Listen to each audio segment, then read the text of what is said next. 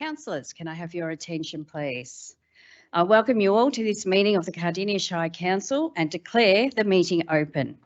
This meeting will be conducted in accordance with the Council's governance rules. It is important that members of the public present in the gallery respect the setting and do not disrupt the meeting, particularly during debate and discussion by councillors on items in the agenda, and in particular, do not interject during the debate. We will commence the meeting with the following reflection. I would ask those gathered to join us now for a few moments of silence as we reflect on our roles in this chamber. Please use this opportunity for reflection, prayer or thought to focus on our shared intention to work respectfully together for the well-being of our whole community.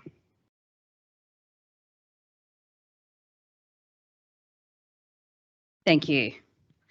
The Cardinia Shire Council respectfully acknowledges that we are on the traditional land of the Boonwurrung and Wurundjeri people and pay our respects to their elders past, present and emerging.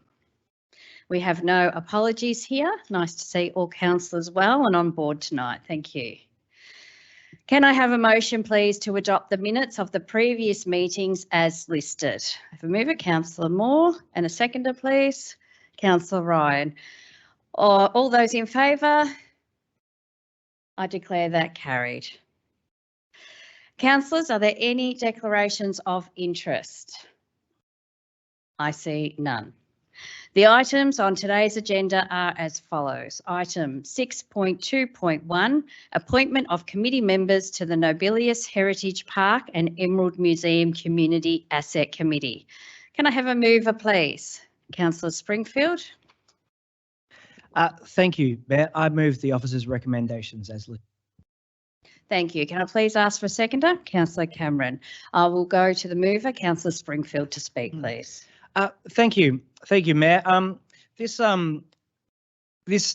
motion here is to formally adopt the members of the committee that were elected at the biannual general meeting back in July for the Nobilius Heritage Park and Emerald Museum Committee. And they include Pauline Murphy as president, Lynn Schrull as secretary, Julia Bell as treasurer, Kerry Campness, Anne Carter and Anne De Shepper. Look, I must say this group has been a fantastic group. These members have been all part of the previous committee, and some of them have dedicated many, many years towards seeing the preservation of the Nobilius Heritage Park and the continuation of the museum, which the Emerald Museum down there does a fantastic job, really punches above its weight, beyond your expectations if you haven't, for all the people out there that haven't gone to visit it yet, but I know you certainly have, Madam Mayor, because you were there at this biannual general meeting, which was really welcomed by the members down there too. But look, just to say, this is the formal process of us adopting this committee of management, but yeah, just to take this opportunity to really thank that group for the wonderful work they do of preserving the heritage within Emerald and the surrounding districts, and they've done a great job of it to date. So thank you, Mayor. Thank you, Councillor Springfield. I'll go to the seconder, Councillor Cameron, please. Thank you, Mayor. The Nobilius Heritage Park and Emerald Museum Committee operate as a community asset committee of Cardinia Shire Council. The committee manages the daily operations of the Emerald Museum and surrounding Nobilius Heritage Park. A total of 6 committee members were elected to the Committee of Asset Committee held on the 13th of July 2023. The current instrument of delegation 2020 for the Nobilius Heritage Park and Museum Community Asset Committee requires the Committee of Management to be made up of between 5 and 10 members, and this elected committee meets that requirement. Thank you. Thank you, Councillor Cameron. Any other councillors who would like to speak? Councillor Owen. Yeah, thank you, Mayor. Just in support to the other councillors, it is really a great committee. As a past Rangers Ward councillor, I've had a lot to do with them, and obviously there's some well-known names in that list, but also new names. It's really great that we see that renewal. But in following agenda items, the environment report, we see the Emerald Museum being mentioned. They are a very active committee. They're applying for grants. They're working with our heritage team. Also exhibitions and open days, and they're always digitising their records, which is great. So I just want to thank the committee as well. Thank you. Thank you, Councillor Owen. Any other councillors who would like to speak? Before I go back to the mover, I would just like to take this opportunity to thank the outgoing committee for inviting me to the BGM, and congratulations to them. It was the same committee re-elected, so well done to them. And I was really impressed that there was a number of committee members who are relatives of Nobelius, so it was really great to see that, you know, that heritage is going to continue. So thank you for inviting me, and I'll go back to the mover, Councillor Springfield. Thank you, Mayor, and thank you to all the councillors for their comments. And just in finishing and summarising, again, it's wonderful that you were able to attend the BGM. I was unfortunately an apology that day, being unwell, but I have spent many a good time down at the museum there, and you know, we're really fortunate in the hills in Emerald to have this group that's so dedicated to preserving our history there. And as Councillor Owen mentioned, there's several family members of Nobelius themselves. So this is a very generational type of thing, and having that pride in our history in our local areas, and this goes across all our local townships, but this group for our local township up in Emerald, it is so wonderful that we have this, and really I commend them for their great efforts and volunteer work that they commit to. So thank you, Mayor.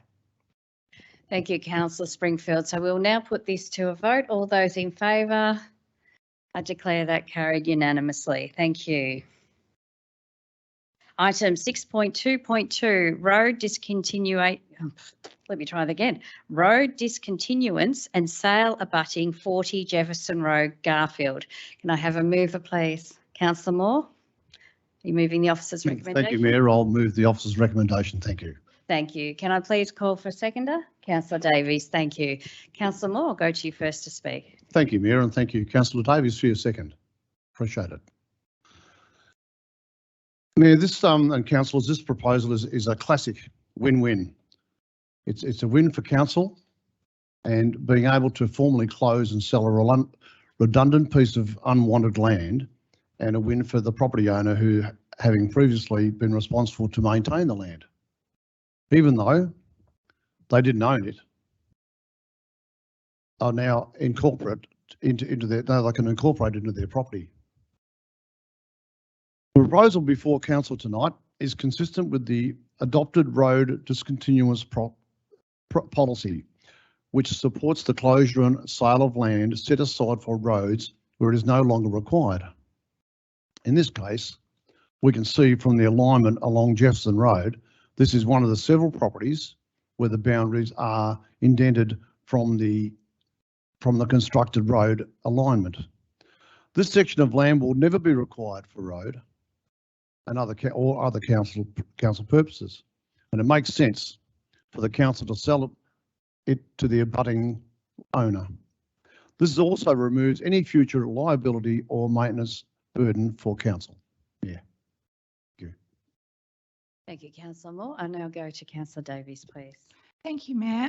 I have seconded Councillor Moore's motion and do support this. The report listed in the documents outlines a very considered approach for the potential road discontinuance and sale, and it's been referred internally within council and to external authorities for advice and information, and has allowed for potential concerns to be raised, of which there have not been any. Now, subject to the resolution tonight, a community engagement and consultation will follow in accordance with the Local Government Act, and council will take a further step to proceed with the negotiations to discontinue this section of land and to sell it to the abutting landowner. And if submissions are received and submitters request to be heard, this will be arranged and a proposal would then be presented to council. I have full confidence that correct processes have been shown, and the legislative requirements, including council's own road discontinuance policy, has been applied. Thank you, Mayor. Thank you, Councillor Davies. Are there any other councillors who would like to speak to this item? I see none, so I'll go back to the mover. Councillor Moore, please. Thank you, Mayor, and thank you, Councillor Davis, for your wise words. In this situation, the owner has asked if they could purchase the land, and this has been going for a while. This has got a lot of history of many years gone by, so it's not the sort of thing that happened last week. So it's many years in the development of this, and I believe that in the future we may look in this a little bit further and deeply for if this comes up again in the future. But that's another thing we'll address when we get there. Our officers have investigated and recommend the discontinuance of this section of land and the sale it to the owner. The owner will require to consolidate the parcel of land into their property. This will give the owner a larger property, increasing their property value. So it's a good deal for the property owner, and possibly even future options for their property. Noting, which means it could be developed and maybe possibly subdivided in the future, because the land size there may not have been large enough to be able to do that. So therefore, it would be maybe a future development. And noting the other properties which are similarly affected, our officers would welcome similar approaches from these owners if they so desire. So we would look at that very strongly. But I think this deal that was given to this owner, which I think is a fantastic thing, was a good deal for them. But anyway, that's all, Mayor. I just put it to the councillors to vote, as you will do. Thank you. Thank you, Councillor Moore. We will now put this to a vote. All those in favour? I declare that carried unanimously. Thank you. Item 6.2.3, update of delegations to Chief Executive Officer. Can I please call for a mover? Councillor Cameron, are you moving the officer's recommendation? Thank you, Mayor. I wish to move the officer's recommendation. Thank you. Can I please call for a seconder? Councillor Kowalczyk. Thank you. I'll go the mover, please, to speak first. Thank you, Mayor. This report proposes to approve an updated instrument of delegation to the CEO. This updated delegation is suggested for two reasons. One, so that all ongoing delegations to the CEO are included in the one document and not sitting separately in isolated council resolutions. This is particularly relevant for the delegation in relation to accepting tenders for contract CT 20-10, construction of urban and rural road panels, resolved by the Council on the 20th of March 2023. And two, to increase the delegation to approve payments over $1 million where this is required as part of a contract already entered into or is required under legislation. It's proposed to increase the amount to $2 million, and this is required due to the increasing cost of council insurances now being in excess of $1 million. For example, the most recent is the work cover premium for the years 23-24 financial year, which is $1,079,463.24. Thank you, Councillor Cameron. I'll now go to Councillor Kowalczyk, please. Thank you, Mayor Radford. Thanks, Councillor Cameron, for moving this item. The instrument of delegation to the CEO was last updated in April 2022. Now, with this tonight, there are no major changes proposed to the instrument other than to include this specific delegation approved, as Councillor Cameron mentioned, at the March Council meeting to accept contracts under our construction of roads and rural roads panel. So there's a couple of slight amendments there, increasing the maximum figure that the CEO is able to pay for those reasons listed, namely insurance policies and this road delegation, but no major changes. I hope all councillors support this tonight. I think this is a pretty easy piece of business. Thank you, Mayor. Thank you, Councillor Kowalczyk. Are there any other councillors who would like to speak on this item? I see none, so I'll go back to the mover, Councillor Cameron, please. Thank you, Mayor. In conclusion, it's considered appropriate to execute a new instrument of delegation to the CEO so that all ongoing delegations to the CEO are included in the one document and not sitting separately in isolated council resolutions, and to allow for the increasing cost of council insurance premiums, which are now exceeding $1 million. Thank you. Thank you. We will now put this to a vote. All those in favour? I declare that carried unanimously. Item 6.2.4, lease, My Place, 5 to 7 Main Street, Pakenham. May I have a mover, please? Councillor Kowalczyk. Thank you, Mayor. I move that council proceed to lease the property of 5 to 7 Main Street, Pakenham to Community College Gippsland with a 5-year lease with 2 optional further terms of 5 years. Thank you. Can I please call for a seconder? Councillor Ryan, thank you. I'll go back to the mover to speak first. Thank you. Thank you, Mayor, and thank you, Councillor Ryan, for your second on this item tonight. Council considered 2 submissions to the expression of interest process, one from Community College Gippsland and the other from Anchor Incorporated. I'm disappointed that Anchor weren't able to secure funding for a number of reasons, really, and as such, we couldn't commit to them. Given the current housing crisis that's unfolding in communities across the country and the fact that their model was proven in other municipalities before coming to Cardinia, I thought their service showed great promise, as did other councillors. However, Community College Gippsland are also an excellent option. They offer education services to disadvantaged and disengaged young people. They have extensive experience in delivering these services and will add great value to our Shire.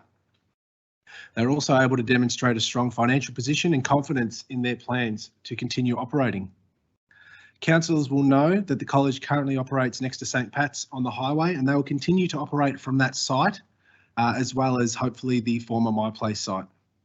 From a financial stewardship perspective, Community College Gippsland has agreed to all terms outlined in the draft agreement, also agreeing to pay appropriate utilities, rates and charges and maintain the building in accordance with the maintenance schedule. Their initial rental offering within their submission was a little low. Further negotiations have taken place to increase the rent significantly over the first 5-year period shown in the report, and then a fixed increase of 3% will be applied to the 2 potential further terms of 5 years. I just want to thank our councillors who've actually had a hand in this process previously with Anchor and now Community College Gippsland, as well as our property team for their diligence. And should councillors approve this, I just want to wish that Community College every success in continuing the important work they do in our community. Thank you. Thank you, Councillor Kowalczyk. I'll now go to the seconder. Councillor Ryan, please. Thank you, through you, Mayor. I'm in support of this officer's recommendation for the lease. I think it's a great opportunity for our youth within our community, and education is really important, and to extend that from the Community College Gippsland. I too am a bit disappointed in Anchor, but that's business and that's how it goes. So unfortunately, but we may see them in the future, we hope. The community engagement had been carried out in accordance with Section 115 of the Local Government Act 2020. There had been no submissions or responses from the community in the relation to the proposed lease at 5/7 Main Street, Pakenham. Further discussions with Community College Gippsland improved the rental offering to cancel, and all other terms being agreed upon. It is proposed that council should proceed to lease the property 5 to 7 Main Street, Pakenham to Community College Gippsland with a 5-year lease with 2 further terms of 5 years. The property team will continue their work in reviewing the future use of 1A of Main Street, including the church and the chapel buildings and surrounding land, and provide a further report regarding this. So I'm definitely in support of this. Thank you. Thank you, Councillor Ryan. Are there any other councillors who would like to speak? Councillor Owen, please. Thank you, Mayor. Thank you, previous councillors. I fully support this. Gippsland, or Community College Gippsland, is well renowned in Pakenham already. They provide a great alternative education for our young people. I'm really pleased they're expanding, their numbers are growing, and that's the reason why they need to increase their footprint. I'm really pleased about that. It is really good. It provides a real alternative, for young people that don't want to or unable for whatever reason to attend a state school or private school. This is a great alternative education option for young people and their parents and families, which is really good. So well done to Community College Gippsland. I do note, as Councillor Ryan did say, There will be a future process regarding 1A Main Street, Pakenham. We know this is a real focal point,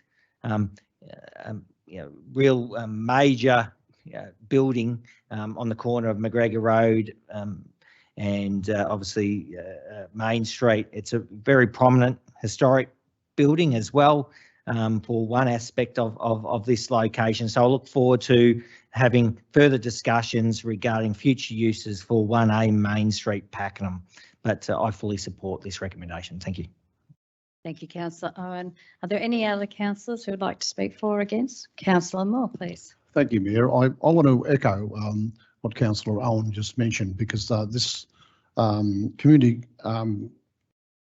college Gippsland, who are taking this over, which hopefully they're taking it over, is fantastic. That what they do, the support of our local youth.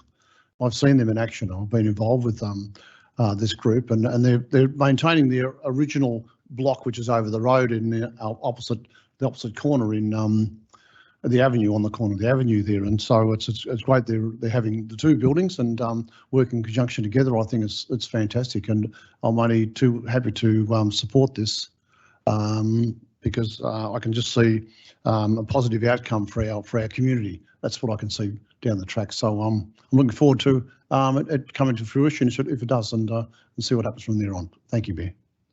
Thank you, Councillor Moore. Any other councillors who would like to speak for or against? I see none, so I'll go back to the mover. Councillor Kowalczyk, please. Thank you, Mayor. I'll be relatively brief. Thank you to my fellow councillors for their kind words of support. Thank you to Councillor Ryan for persevering with that voice. It does mean a lot to us that you're here tonight. Thank you so much. Yeah, I think everyone is in agreement on this, or I certainly hope so, in that Community College Gippsland do fantastic work in our community.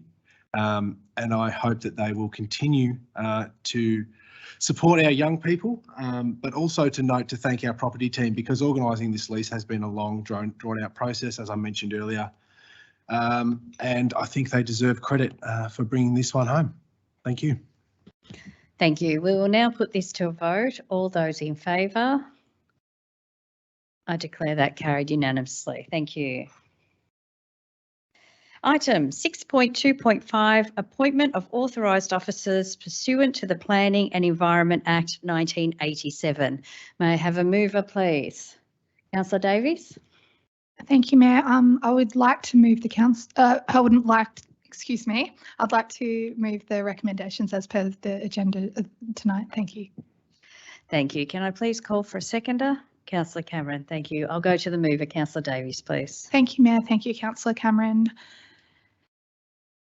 Typically, it's the Chief Executive Officer that directly appoints staff, but under Section 188(2)(c) of the Planning and Environment Act, it specifically specifies that the function of appointing staff to regulatory and compliance roles is unable to be delegated to the CEO committee or committees. Tonight, Council is resolving to appoint 2 staff members as authorised officers pursuant to Section 147(4) of the Planning Environment Act, and Council will be resolving to provide the Council seal of instrument regarding this appointment. The 2 names listed are Ms. Tanika Craze and Ms. Colette Marie Belmuda. And one of these names is quite familiar to me, and I expect this lady worked in customer service and was incredibly diligent and helpful when I had an issue with too many bins. So Cardinia Shire has a compliance and enforcement policy under which these staff work, and as such tonight, Council, I am seeking your support in moving a resolution to appoint staff members as per our authorisation under the relative legislation. Thanks very much. Thank you, Councillor Davies. I'll go to the seconder. Councillor Cameron, please. Thank you. Section 147(4) of the Planning and Environment Act 1997 allows Council to appoint staff members to conduct enforcement when breaches of the planning scheme occur. When breaches of the scheme are detected, certain investigative powers may be exercised, such as entering land without consent, applying for search warrants, issuing infringements or issuing charge sheets. Only designated employees may exercise these powers. The staff members are officers of the compliance team, both of which who have recently commenced within the compliance team, and in all cases it is recommended that the authorisation be made and all staff exercise their powers in accordance with the Cardinia Shire compliance and enforcement policy. Thank you, Councillor Cameron. Are there any other councillors who would like to speak for or against this item? I see none, so I'll go back to the mover. Councillor Davies, please. Thank you, Mayor, and thank you, Councillor Cameron. I confirm, as per the council officer recommendations, that it is recommended that the staff named there in the report are now appointed as authorised officers for the purpose of conducting enforcement powers under the Planning and Environment Act 1997. Thank you, Mayor. Thank you. We will now put this to a vote. All those in favour? I declare that carried unanimously. Thank you. Item 6.3.1, endorsement of decision to adopt open space strategy, debated at July Ordinary Council meeting. Can I have a mover, please? Councillor Kowalczyk. Thank you, Mayor. I move the officer's recommendations. Thank you. Can I please call for a seconder? Councillor Ross. Thank you. I will go to Councillor Kowalczyk first, please. Thank you, Mayor Radford. Thanks, Councillor Ross. At our last meeting, Council considered, debated and endorsed the Cardinia Shire Open Space Strategy. Due to a technical error with our website, the strategy was not able to be viewed by the public as it was listed. However, this did not become apparent until the debate was already taking place here in the chamber. Whilst the decision of Council was validly made and complied with all requirements of the Local Government Act and our governance rules, it is clearly undesirable that the proposed strategy be debated without the usual publication on our website. The outcome of the vote was recorded in the minutes of the meeting. The CEO undertook to place the report on the agenda of the next Ordinary Council meeting, which is here we are tonight, so that the proposed strategy and accompanying officer report may be published online and Council may transparently ratify the outcome of the motion. So I'm hoping my fellow councillors support the ratification of last month's Council decision. Thank you. Thank you, Councillor Kowalczyk. I'll go to Councillor Ross, please. I reserve my right to speak. Thank you, Mayor. Thank you. Are there any other councillors who would like to speak for or against this item? No? So I'm handballing back to you, Councillor Ross. I just concur with our mover, Councillor Kowalczyk. Thank you. Thank you. I'll go back to the mover, Councillor Kowalczyk, please. Summer. Thank you, Mayor. Nothing further. Thanks. Thank you. We will now put this one to a vote. All those in favour? I declare that carried unanimously. Item 6.4.1, 23-006 Garfield North Cannibal Creek Reserve Community Centre. Can I have a mover, please? Councillor Moore. Thank you, Mayor. I move the officer's recommendation. Thank you. Thank you. Can I please call for a seconder? Councillor Ross. Thank you. I'll go to the mover. Councillor Moore, please. Thank you, Mayor. Thank you, Councillor Ross. I appreciate the support. Thank you. So, this is a great news for the community, this appointment of a builder so that the new community centre can be constructed at the Garfield North Cannibal Creek Reserve. It's been a while in the making and it's fantastic to see that the builder here, if agreed to this evening, has been approved for this construction. This amazing building will, once constructed, accommodate events for up to 100 people. It will be in modular build with all the bells and whistles. They're not my terms, it's written here. Sounds like me, but it's not. Including a social room, a kitchen, accessibility, and of course the unisex toilets as well. The meeting room and a spectators covered veranda. I'll leave it there for the moment, Mayor, and just in case any other councillor wants to speak on this, and I'll have a bit more to say. Thank you. Thank you, Councillor Moore. I'll go to the seconder, Councillor Ross, please. Thank you, Mayor. These facilities are really important in small towns, that they get upgraded facilities that are quality, that they can use and be proud of using. As Councillor Moore said, it'll accommodate 100 people, up to 100 people, which will accommodate for most of the meetings that they'll be able to run. I'll look forward to seeing what it looks like when it's built, and hopefully tonight it'll go through so they can begin building the facilities. Thank you, Mayor. Thank you, Councillor Moore. Thank you, Councillor Ross. Are there any other councillors who would like to speak for or against this item? Councillor Kowalczyk. Thank you, Mayor. I don't have a great deal to add. Just want to offer my support to this item. I've been out to a number of events alongside Councillor Moore during this first term on council, where we've got around the Garfield North community, particularly with Bronwyn Fleming, council officer, in terms of community recovery. So, as Councillor Moore said, I think this is just, a long time coming. I think the community's been looking forward to it, and I think they deserve it. It's, the strength and resilience that this community's shown is outstanding. So I'll leave it there. Thank you.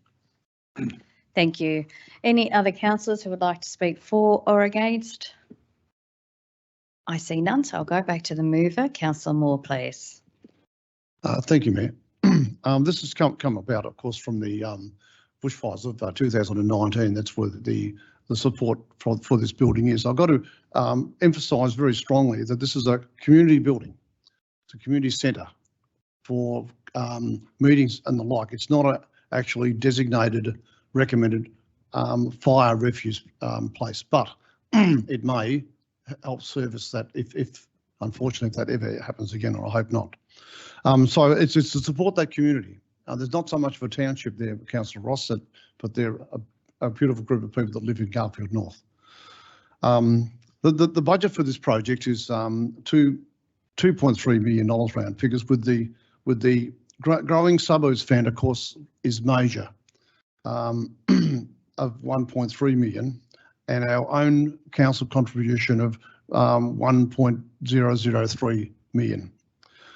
And we thank the Victorian government for that growing suburbs funds, because without that, any of these buildings, this sort of arrangement would not happen in our community. So I want to thank them, and I'm looking forward to this being built down the track somewhere. I know it has to be built by the end of the year somehow, because we will out that funding that from the Growing Suburbs Fund is very vulnerable if we don't start moving on it now. So I want to thank the staff and the community in Garfield North for their input into this building.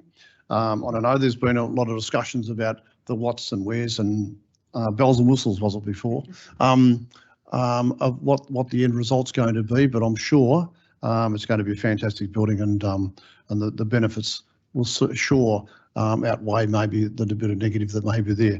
But it's terrific to see the project moving forward, and I congratulate the builder called Moore Building Group. Now I've got to say that there's no conflict of interest here. It's Moore Building Group, not the Graham Moore Building Group, and so I've got to tell you there's no relation.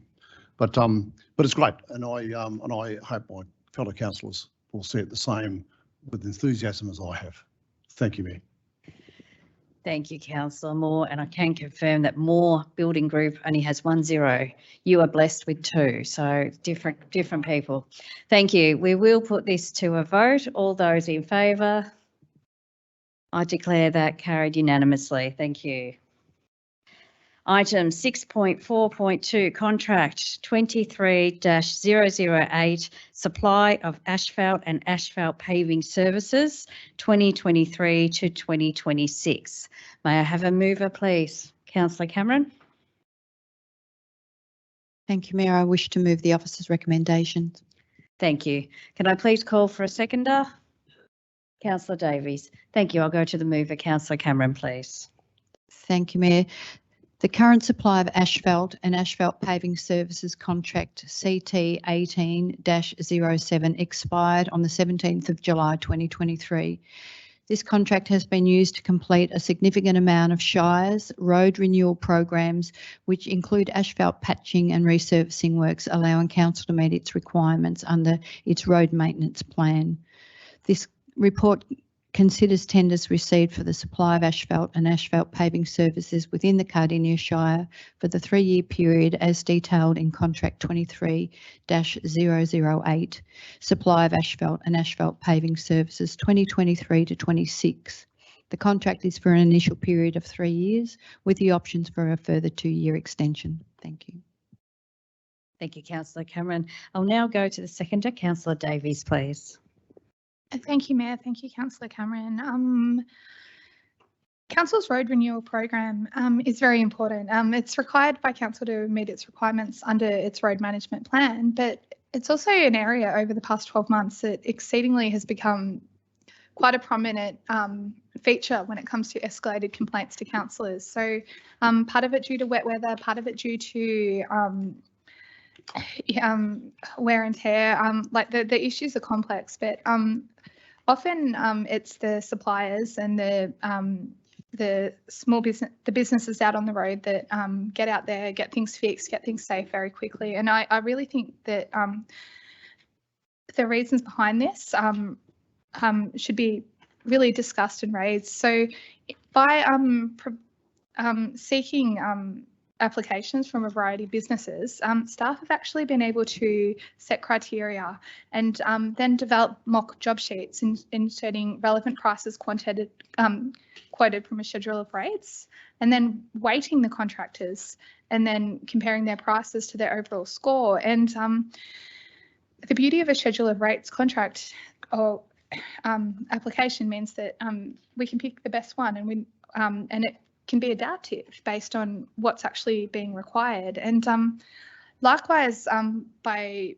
seeking these tenders, officers have been able to assess the compliance under the OH&S legislation and their maintenance systems, their policies, their traffic management contracts, to really ensure that we provide quality service to the general public.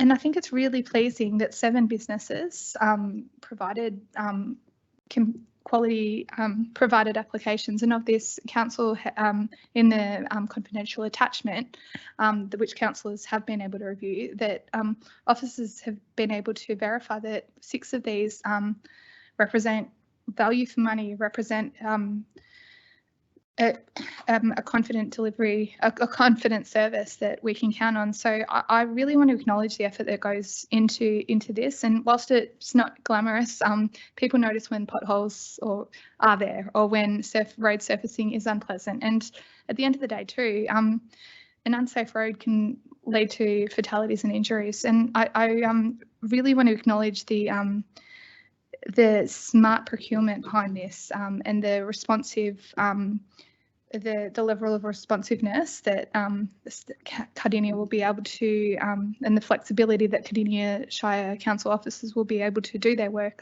under this contract. So in short, I'm very confident that this represents a good example of procurement and council work, and I'm very happy to support this item tonight. Thank you. Thank you, Councillor Davies. Are there any other councillors who would like to speak for or against this item? I see none, so I'll go back to the mover. Councillor Cameron, please. Thank you, Councillor Davies. Annually, there are significant funds within council budget that are associated with works under this contract.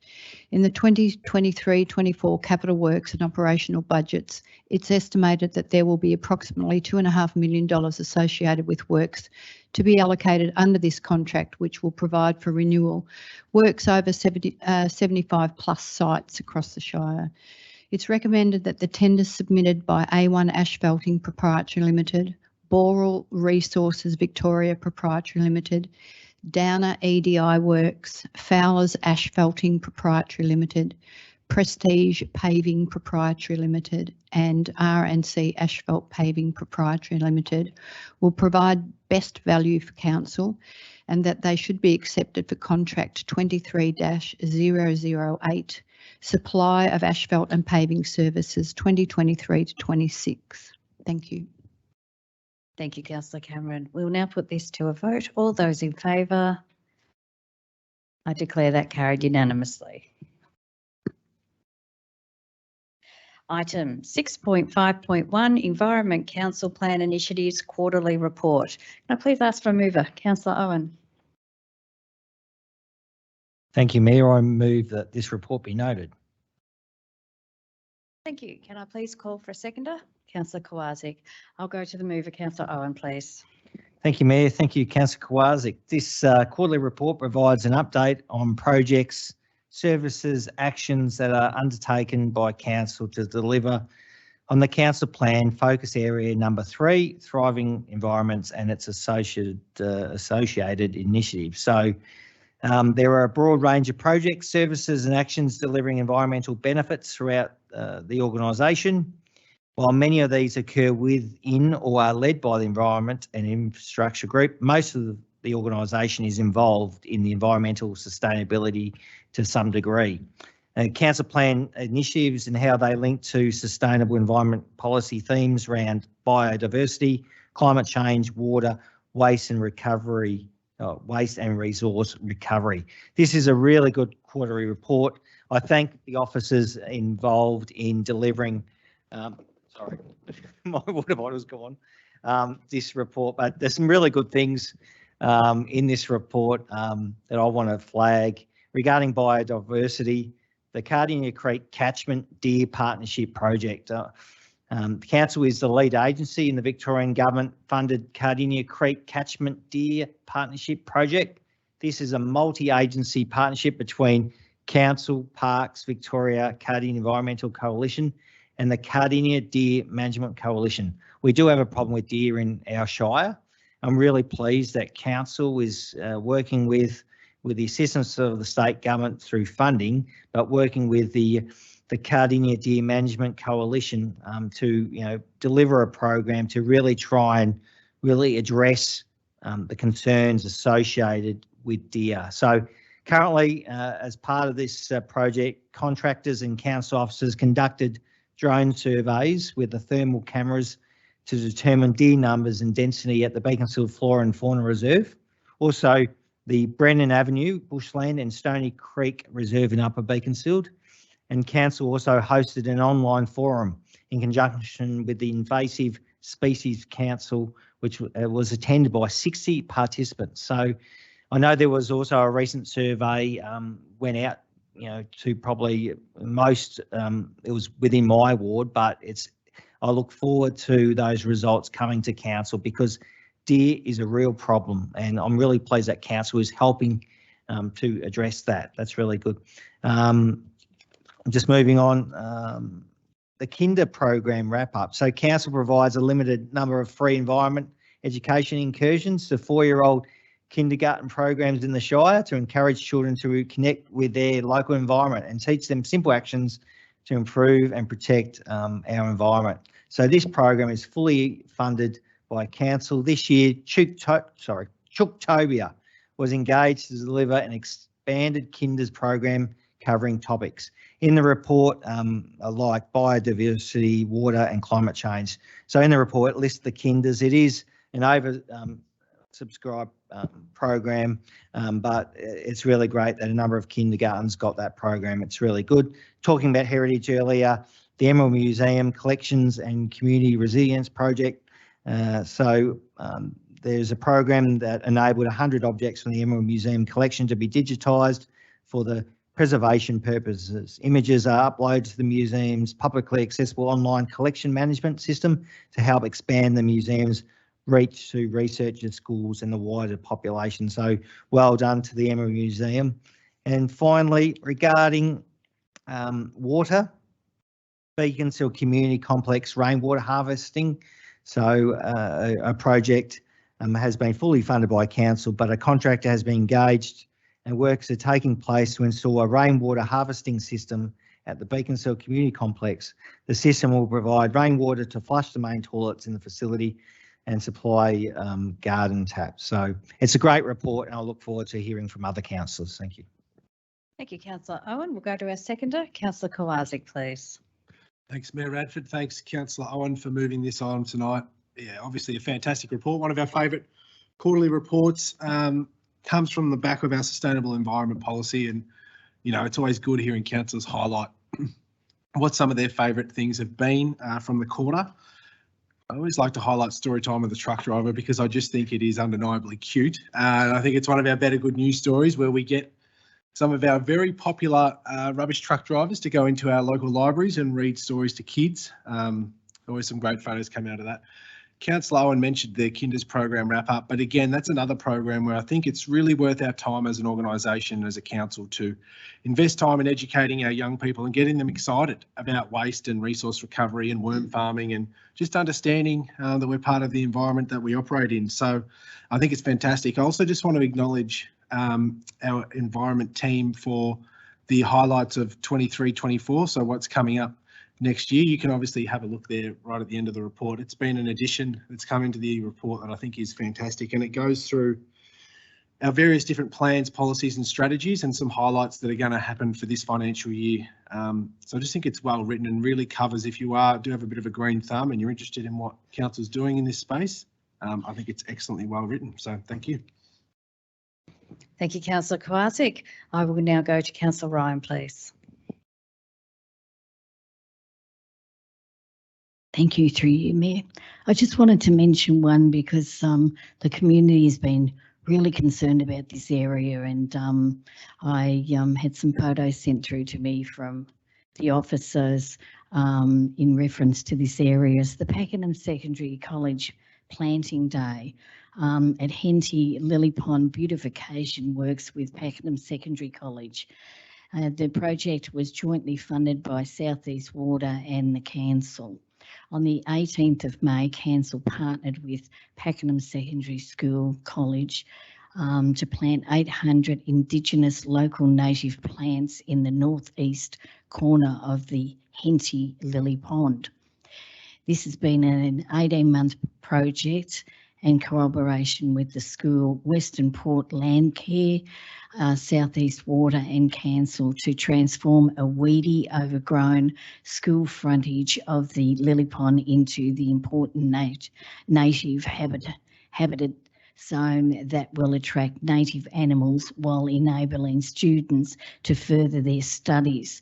I think this is really great. There was a lot of weeds in there, but also we to connect on the other side of the Lily Pond. That has all been cleaned up as well, so it's looking fantastic. So I think with horticulture and encouraging the school to get back into that program, I think it's really great because we lost it for a while and I think it's back there now. So I think it's, yeah, thank you. Thank you, Councillor Ryan. Any other councillors who would like to speak for or against this item?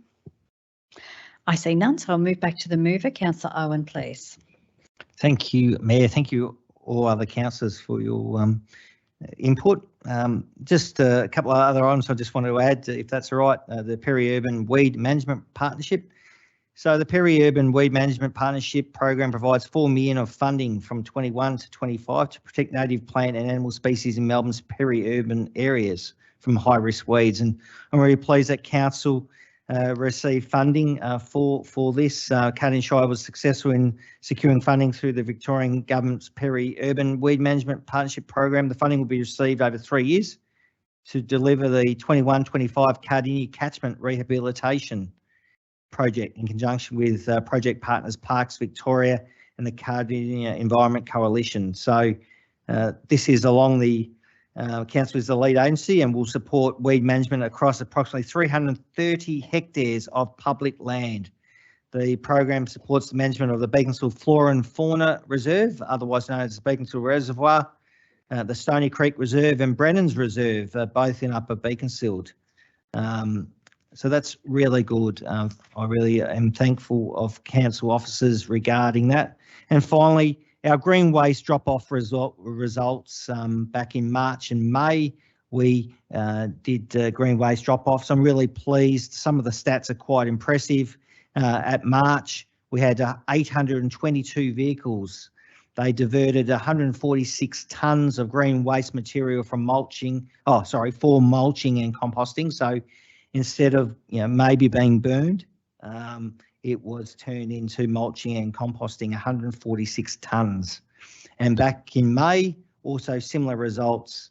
This was held at Listerfield, 198 vehicles, 48 tonnes of green waste material for mulching and composting. So this is, obviously supporting council's open air burning local law, where when we went through the consultation, people were saying they wanted more opportunities to drop off their green waste.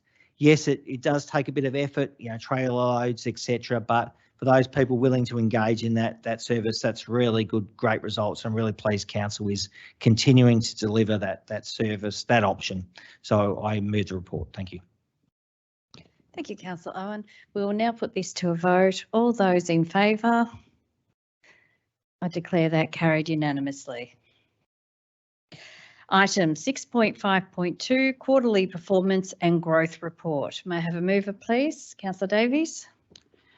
Thank you, Mayor. I move that the performance and growth reports for Q4 2022 to 23 be received and noted. Thank you. Thank you. Can I please call for a seconder? Councillor Kowalczyk, thank you. I'll go to the mover, Councillor Davies, please. Thank you, Mayor. Presented quarterly, the performance and growth reports contain a lot of interesting reading regarding the performance of Cardinia Shire's organisation. There are several different frameworks and standards that we are assessed against, and the majority of the insights have been overwhelmingly positive. And I'm very glad about this because I want to be a good councillor and be part of a great council, and we do know we're on the right track when we see improvements in our data. For example, the council plan, which was adopted at our council meeting way back in the 21st of June 2021, and this is the second reporting year for that plan. Pleasingly, sorry, I've just misplaced my notes. Okay. Very pleasingly, of the 36 council plan initiatives, which included 2 carryovers from the previous year, of these, 33 are successfully completed, which puts us at a 92% council plan completion level. There are 3 activities which are listed as off track, which have not reached the expected level of completion, but are being carried over to the next financial year. 92% is not 100%, but I think it is a figure that we can be pleased to see. In terms of complaints, within the second quarter, we received a total of 64 escalations as an organisation, and 81% of these complaints were closed on time, showing that there is a commitment to addressing customer concerns promptly. And this figure doesn't include the escalations that we often receive as councillors.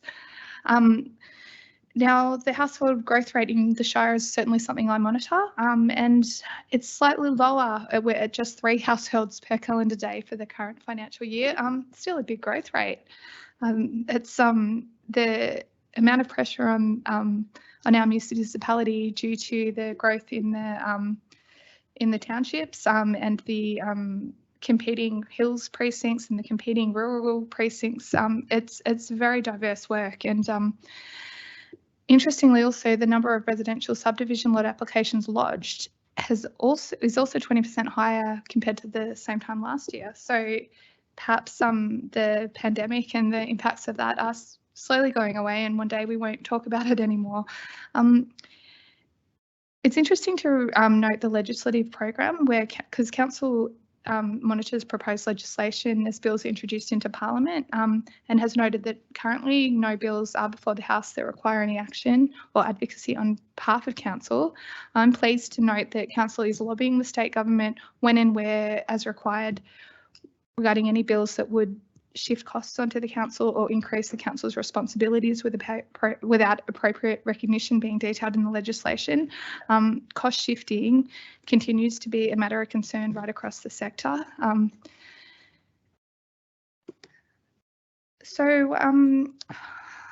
will just briefly also note finally that council's digital performance is really interesting. So in addition to council's 1300 number, customers can contact council via email, the mail at cardinia.vic.gov.au, or the online chat, which is available on the website. And increasingly more customers are using these alternative channels. And as a result, we now have a new measure to review, and our service levels for our emails and our online chat sessions exceeded targets. So in this quarter, 6,388 emails were received and 177 online chats were completed. And these achieved a remarkable 100% service level. So each and every one of these inquiries was timely, and this surpassed our target of 80%. On average, the handling time for emails is 6 minutes and 54 seconds, which is well under the 10-minute target set. And these outstanding results demonstrate the commitment shown by the organisation to providing prompt and effective support across various communication channels. So in conclusion, I do encourage all councillors to review this report And whilst we ourselves do get a lot of inquiries and escalations, most of the time it's because we only see what goes wrong, but it is really pleasing to see the data and know that and to really understand the context about what organisation we are trying to lead and support. Thanks, Mayor. Thank you, Councillor Davies. We'll go to the seconder, Councillor Kowalczyk, please. Thanks, Mayor Radford. Thanks, Councillor Davies, for moving this item. As Councillor Davies mentioned, there's a whole host of interesting information within our performance and growth reports, and I certainly don't want to boil it down to just complaints, but I did want to talk about complaints because I believe I moved our new complaints policy maybe last year, and it was recently updated as well. And the reason I think that's relevant to bring up tonight is I think Councillor Owen has previously mentioned at council meetings that the way that we report on that needs to be, done in a really open and transparent way. And so it's pleasing to see that we're doing that as an organisation. I think it shows good governance and responsible leadership, and I think that's being driven by councillors and the CEO. So obviously, you never want to get complaints, but I think it shows that we're on the right track, that we're open and transparent about that process. Thank you. Thank you, Councillor Kowalczyk. Are there any other councillors who would like to speak to this item? I see none, so I'll go back to the mover. Councillor Davies, please. Thank you, Mayor, and thank you, Councillor Kowalczyk. I just thought I'd briefly mention there are 437 births in the Shire recorded for the quarter. Birth notifications that are slightly lower compared to the same time last year, but still not a bad effort. I think it's over 4 babies a day, so 4 new people. And the growth of the sealed road and footpath network provides some insight into the progress of infrastructure activity. The sealed road growth is due to a combination of new subdivisions and also council's own sealing of its unsealed roads.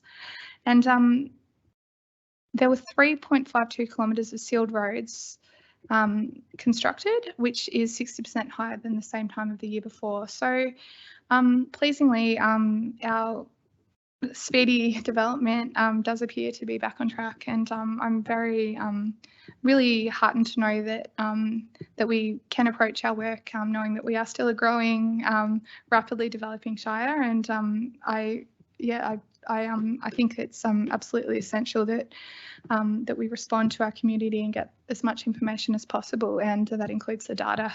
So thank you for your time, councillors, and I do hope that the report is received and noted. Thank you. Thank you, Councillor Davies. We will now put this to a vote. All those in favour? I declare that carried unanimously. Item 6.5.3, Community Engagement Update. Can I have a mover, please? Councillor Cameron. Thank you, Mayor. I'll move the officer's recommendation. Thank you. Can I please call for a seconder? Councillor Springfield. Thank you. I'll go the mover. Councillor Cameron, please. Thank you, Mayor. Community engagement process is a process whereby council uses a variety of methods to proactively seek out information and feedback from the community, including their values, concerns, ideas and aspirations. Where possible and when required by legislation, council will include the community in the development and delivery of identified initiatives and projects. This practice enables an ongoing partnership, ensuring that the community members continue to shape council's decision-making and implementation process. Thank you. Thank you, Councillor Cameron. We'll go to our seconder, Councillor Springfield, please. Thank you, Mayor, and thank you, Councillor Cameron, for moving this item. This comes to us every month, and it's a bit of an opportunity for us to talk about the current engagement opportunities that are active within Cardinia Council. And just to note a couple of these here, one that's personally in my backyard is stage 1 of the Puffing Billy Play Space renewal, which will go live from today until the 18th of September. And this is seeking, this is the first round of seeking feedback from the community towards developing of a master plan for the Puffing Billy Play Space down there, which is sort of in conjunction with us, Puffing Billy, who is the land owner there or land manager, and we manage it and we all act together, but it's a big thing for the community. There is a number of other listed items on here as well, such as the business landscape survey and William Bruce Wanna Reserve renewal, which is again another thing that's active, but I won't speak to any of these because I know that there may be other councillors that wish to do so. But just saying, I'm very happy to move this report. Thank you, Mayor. Thank you, Councillor Springfield. Are there any other councillors who would like to speak to this item? I see none, so I'll go back to the mover. Councillor Cameron, thanks. Thank you, Mayor. Thank you, Councillor Springfield. The Council's Community Engagement Policy sets out Council's accountability for community engagement practices. The policy meets the requirements of the Local Government Act 2020 and the Council's commitment to undertake best practice, high quality community engagement activities to receive input, feedback and ideas from the community on Council projects, services, plans, policies, strategies and other Council decisions. Council uses the IAP2 spectrum of public participation as the model for its community engagement activities, depending on the nature of the project. Legislative requirements affecting the project and level of influence the community can have on the project, the risk and level of complexity of the project and the available resources. Thank you, Mayor. Thank you, Councillor Cameron. We will now put this to a vote. All those in favour? I declare that carried unanimously. Item 6.5.4, Major Projects Report. Can I have a mover, please? Councillor Davies. Thank you, Mayor. I wish to move the Council Officer recommendations that the report is noted. Thank you. Thank you. Can I please call for a seconder? Councillor Owen. Thank you. I'll go the mover. Councillor Davies, please. Thank you, Mayor. I will briefly speak about this report. It contains a range of updates on various projects being completed across the Shire, from major roads, from facilities, from buildings, kindergartens. One project that has certainly kept me up at night sometimes is the Officer District Park. So I've been worried about it. It has been within my ward and it was actually announced prior to my term commencing on council. And it is an exciting district level facility and the plans are absolutely amazing. But there was a pandemic and construction costs have increased significantly. Materials haven't been available and the council has funded the detailed design and has funded the consultation. However, the actual construction requires grants from the Victorian Government's Growing Suburbs Fund and the Australian Government's Local Road and Community Infrastructure Program to contribute to the allocated funds allocated by council from its own budget to actually get this massive investment across the line. So I am very, very pleased to report that stage one of the project has been rescoped to meet the available budget, and approval was given by the Minister for Local Government to vary the Growing Suburbs funding agreement to meet the revised scope, and a public tender was reissued. So this public tender was closed on the 1st of August and it's currently being assessed. This puts the project scheduled for commencement for stage one in October 2023, depending of course on the outcome of the tender.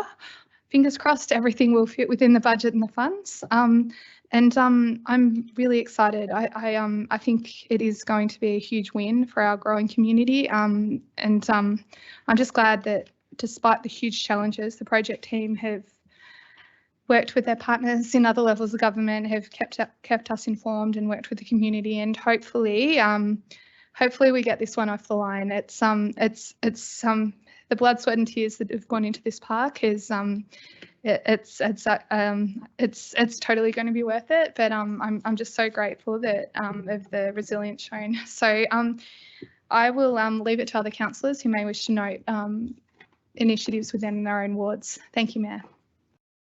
Thank you, Councillor Davies. I'll go to the seconder, Councillor Owen, please. Thank you, Mayor. Thank you, Councillor Davies. It is a really great report and I encourage residents to have a good look at it to provide a really good summary of the status of a large number of projects around the Shire.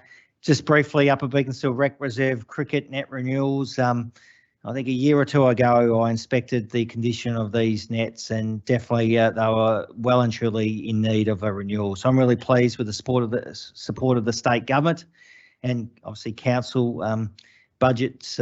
We've almost finished the upgrade. it's very close to finishing. There will be an opening next month. So well done to the sporting clubs down at the Rec Reserve who's advocated for this. They've also got a separate sort of fundraising effort for equipment. So anyone interested, please check that out. Bayview Road office, we know this intersection has been in the process of being upgraded for a while, and a bit of frustration from residents, but it is a big intersection.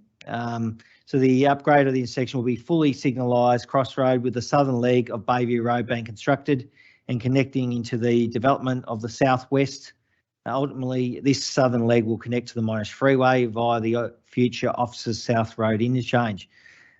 Include also the dual right turn lanes into both legs of Bayview Road, a westbound bus priority lane, off-road cycle and pedestrian pass, and car parking alterations along the Princess Highway eastbound lane. So it is scheduled to be completed by the end of October. We are now seeing, it almost getting to that. We see the traffic lights up. End of October, we envisage for it to be completed. So definitely, it also includes public lighting and obviously the signals. That's really good. Timno Road is another one that's scheduled to be completed by the end of February. Works have been delayed due to service relocation delays. So these two intersections are really truly needed. We know they are over capacity. I asked residents for their patience. I know that some have been frustrated, but these two intersections are very significant pieces of infrastructure, and I look forward to them being delivered. Brunt Road intersection is another one that is well and truly and needed to be delivered. Council is obviously finalising the designs, but council does need state and federal funding to complete these intersections. Council's role is, and through developer contributions funds, designed this intersection, but the build, we are seeking other help from state and federal governments to really deliver Brunt Road, because we know this intersection is definitely well and truly over capacity. So council will be advocating for those other government funds. Thank you, Mayor. Thank you, Councillor Owen. Are there any other councillors who would like to speak? I see Councillor Ryan. Thank you. Thank you, through you, Mayor. I just wanted to mention a couple. The Pakenham Regional Tennis Centre, the Pavilion Extension. There's been many consultations with the Pakenham Tennis Club, and this has been ongoing since 2016. So it's been a long journey for them, which they moved across not that long ago.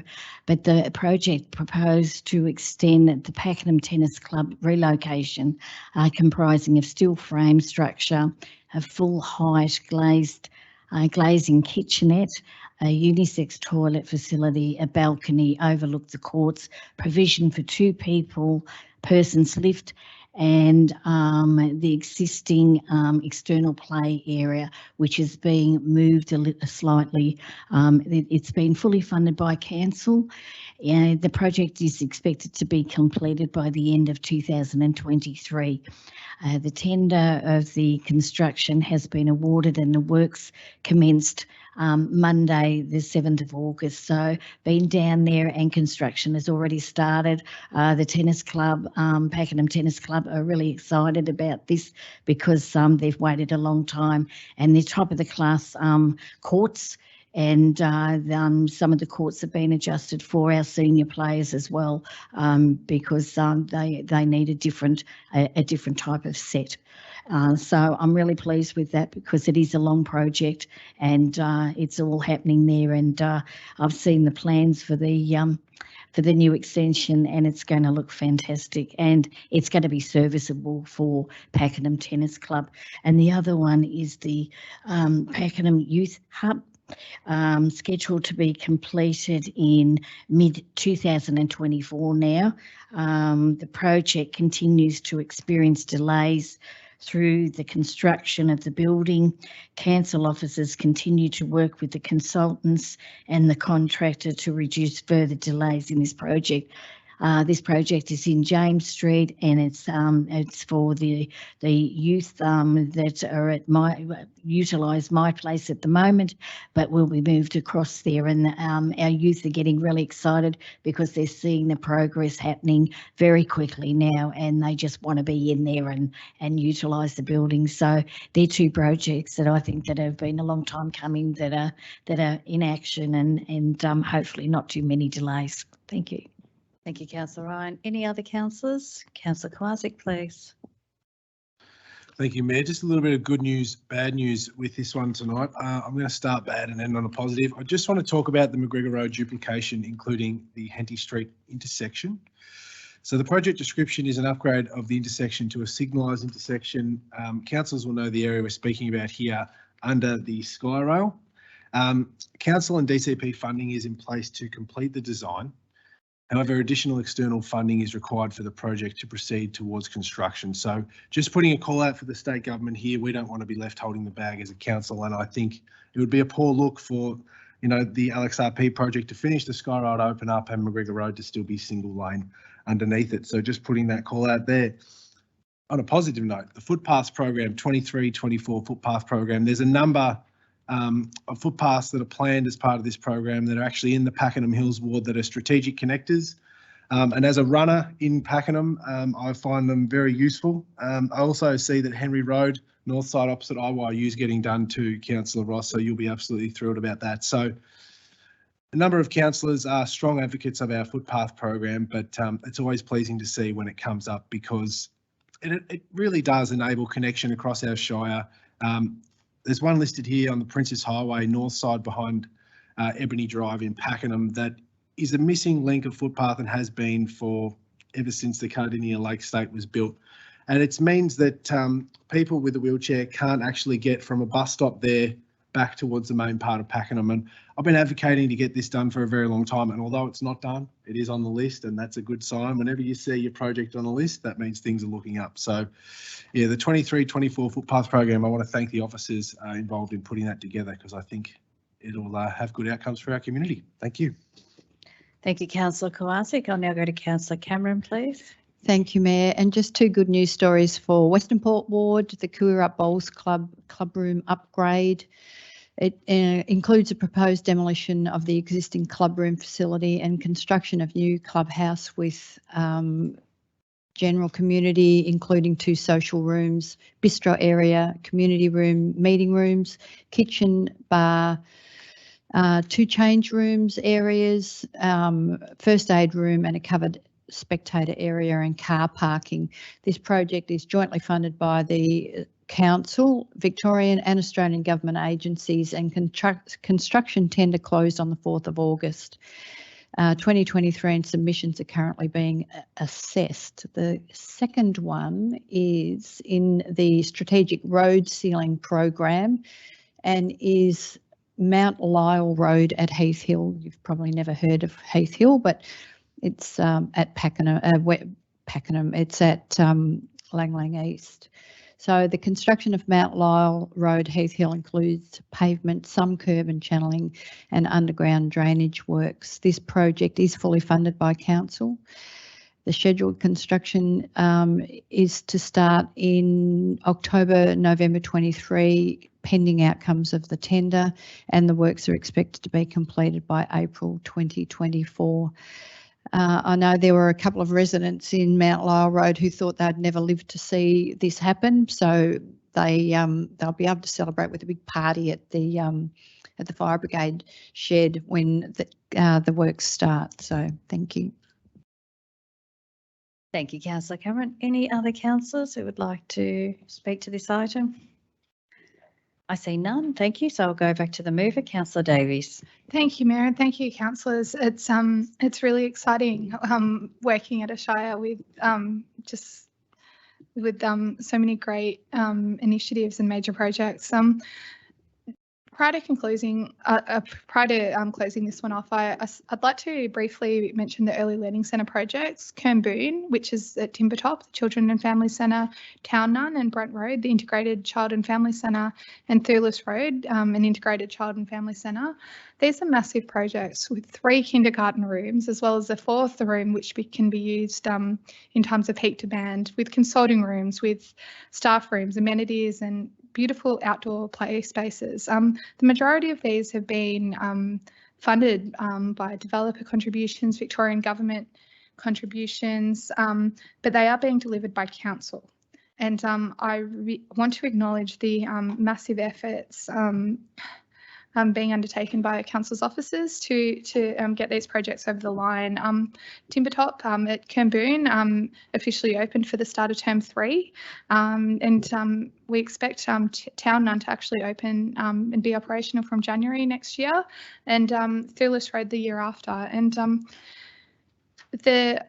I'm a mother of preschoolers as well as primary school children, and my family have certainly been supported by wonderful kindergarten services at Arena and Pakenham Heights, and I'm really glad that we can actually get the infrastructure in to cater to our growing community, because kinder is so important, and it's fantastic that we can support our community by spending other people's money, or spending funding to get the job done. So a huge thank you to the staff involved, and thank you to the council officers for preparing this report. It is appreciated. Thank you. Thank you, Councillor Davies. We will now put this to a vote. All those in favour? I declare that carried unanimously. That concludes discussion of the agenda items. I'll now ask councillors if you have any reports you'd like to bring to the table. Thank you. Councillor Ryan. Thank you, through you, Mayor. On the 18th and the 20th of July, we had pop-up consultations with the general public in reference to the Main Street revitalisation project. And one was at the Cornerstone Cafe and the other one was at Marketplace. And we had a lot of interest from the community. They were given information pamphlets. There were discussions there. We had one of our local MPs, Emma Villan. I'm not sure if I said that right or not.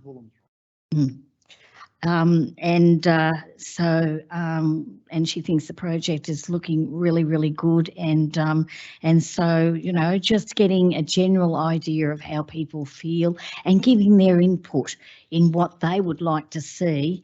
Some were reasonable, some were a little bit unreasonable, but that's some progress for you. So that was really productive. I met up with the men's shed and had discussions with them, because they're always great to catch up with and have a chat with and see what they're doing in the men's shed. And it's good to see that the numbers are growing for the she shed, which is really fantastic. Met with the Pakenham Tennis Club at the Pakenham Tennis Centre, as I went through before, so I won't repeat that one. Cardinia Shire Mental Health Wellbeing Action Team, which I'm part of, we created this round back in 2000 and into 2016, and it's been progressing ever since. And it's about bringing partnerships to work within our community to bring services for mental health, for mental health wellbeing. And I think it's progressing really, really well. We've got a lot of, we've got 16 partnerships that are interacting with the team, and we just continually keep progressing. And at the moment we're working on preparing for Mental Health Month, which will be October. So there'll be programs up on our website just to connect with our community, to let you know what events are on, and please join in, because, you know, we need the support. Connect Magazine, as we all do as councillors, we all go and have our photo shoots. I went to a coffee and a craft artwork session with our youth. And when I say youth, probably age 6 to about 8. And it was very difficult to get photos because they were so excited. They just wanted to eat the popcorn. But that's a great organisation that's run by Headspace, and that's a continual organisation in reference to mental health and mental health services with families. Mental health group within Melbourne Services I attended.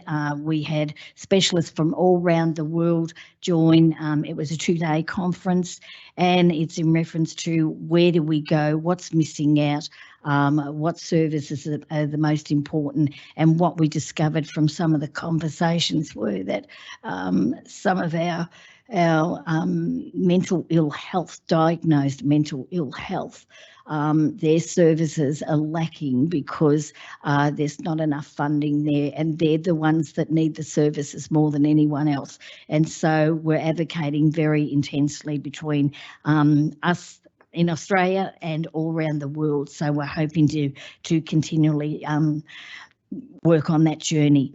I was lucky enough to go back to my childhood memories of over at the eastern suburbs of the Scottish Society Group, and works with mental health and veterans with mental health. And when I say childhood, they had the swords out, so I got to do the sword dance with the bagpipes in the background. So I was a bit rusty. I wasn't very good at it. So I don't know how good I was when I was a little girl, but it was fun being there and just seeing that they support their mental health services over in their area. And the last one is that I attended a Deb Ball last week, held by Southeast Presentation Event, and the participants, there were 16 participants. Students were from St Francis Xavier and a couple from Officers Secondary. Fantastic night, and I'd love to see more and more Deb Balls in and around, because what we notice is that it's lacking all around other areas and other councils. The great thing is that every time they played the music for the youth and what they're used to that's on the radio now, they all sat down. They wanted to get up to the 70s and 80s and 90s music, and so they were right on the floor, and then as soon as the other music came on, they were back sitting down. So it was a fun night, and after their routine of 5 dances, they ended up asking their parents to get up and dance with them, which I thought was absolutely beautiful. So I had a wonderful night, and that was over at Wantirna South. So thank you. Thank you, Councillor Ryan. Any other councillors who have matters to report? Councillor Davies. Thank you, Mayor. I'd like to report that I've been selected to be part of the Municipal Association of Victoria, known as MAV, Councillor Advisory Committees for the Emergency Management and Human Factors. And I got started last week, online meetings. It's really been interesting to discuss major strategic issues with other councillors right across the state and share our feedback about what actually happens on the ground in Cardinia, and really ensure that the MAV understand and empower our feedback in their work that supports all the councils right across Victoria. I do think it's important that our council strengthens our network, and that also individually we all collectively upskill, and it's really interesting that right across Victoria, different landscapes, there are other councils dealing with catastrophic events every 12 months or so, just like Cardinia are, with fires and floods, and it's whilst I've only just got started, it's very interesting collaboration, and I'm really looking forward to hopefully sharing some great learnings as that progresses. Thank you. Thank you, Councillor Davies. Do I have any other councillors? Councillor Cameron. Thank you, Mayor. Just must have been the month for AGMs. Went to 4 of those this month. Was happy to go to the Coralline Football Club to announce the funding for their change rooms. Went to speak to grades 3 and 4 at the Bales Primary School. What an engaged bunch of kids they were, and asked fabulous questions. Connect photo shoot at Coorup Primary School in the Bandicoot habitat, and the 3 kids that look after the habitat also were included in the shoot. they've planted over 500 native species in the area, and evidence of the bandicoots was all around the place. The Lang Lang and District Business Community Group held a photo competition and asked me to be one of the judges. There were 98 fabulous images that were submitted, and the winner went to Adam Goulet for his photo of the old trestle bridge at Lang Lang, which he shot at night time. Sarah Mitchie for her photograph of her daughter enjoying the Lang Lang beach at sunset. Well, I think it's mudflats really, not really the beach, but anyway. And Rachel Greetham for her stunning landscape shot of a misty sunset. The photos were absolutely outstanding, and it was so hard to judge. But anyway, there was a couple of professional photographers that also judged, so you know, I just picked the ones that I liked. So that was about it. That was my month. Thank you. Thank you, Councillor Cameron. Any other councillors with matters to report? Councillor Ross, please. I keep cutting off Councillor Kowazik over there. He's got his hand going up everywhere. Anyway, he'll get his chance. I'd like to just share a few things over the last month that I've been across. Many other councillors go to these things as well. I must say the citizenship ceremonies that we've had, it dawned on me the other day. It's just an absolutely amazing experience to see so many people come and make Cardinia Shire their home in Australia, their home officially. Over my time on council in 15 years, I think I've seen over 15,000 people become Australian citizens. So that's just amazing if you look at our population and how many people have come through that, and they're in conjunction at the moment. Really exciting. If anyone ever wants to go and see something that's exciting, you go to our citizenships, you'll see people get excited. I attended the White Ribbon event down at Cardinia Life, and a lady named Christy McKellar was the guest speaker down there. An amazing speaker. She goes, I think, worldwide to talk about violence against women. And she shared a whole lot about her life experience, and to the point where she was working for an organisation as one of the main people there. And the violence against her was still happening while she was there. Bruises and things, she was hiding them, and she just didn't even feel safe in that place to talk about it. So she's trying to get the message out there. You need to talk about it. You need to come out and let people know. Otherwise, it lies under the surface and nothing ever gets done. So that was a really an amazing speaker that we had. Also too, I'll talk about this a little bit later with a notice of motion, but we one of my goals as the chair of the social and affordable housing group on council is to take all our councillors to Viv's Place in Dandenong, and we went there as a group, as our committee with other agencies, and just an amazing facility which I'll share a little bit further on when I bring up the notice of motion in relation to this opportunity that had only been put a similar place as Viv's Place over in New York. I'll share a little bit more about that later. So that was an amazing visit. I know everyone who attended was touched, from our officers to all the councillors, and the questions that were asked. This sort of stuff changes lives. Also too, I attended the Safer Communities Partnership Committee, and for anyone out there who doesn't believe that Cardinia Shire takes community safety important, I'll just reel off some of the attendees at these meetings, and they're very active attendees. We have Vic Police attend, we have inspectors, senior sergeants, leading constables, we have senior detectives, we have Irma from up in the hills, we have the Australian Drug Foundation, Department of Families, Fairness and Housing, Department of Education and Training, Crime Stoppers, Windermere, the Department of Justice and Community Safety, South East Local Learning and Employment Networks. We have other groups like the Kuirup Regional Health Service, the Orange Door, Anglicare, Youth Support Agencies. We have Parks Victoria, Windana, and we have other groups as well, Anglicare. It's just amazing that when all these people come together with all of the stuff they're seeing on the ground, they talk about what can be done, what opportunities there are, and they try and integrate all their work together to make sure they're working together as one. And that's a really big achievement, that this has all come together.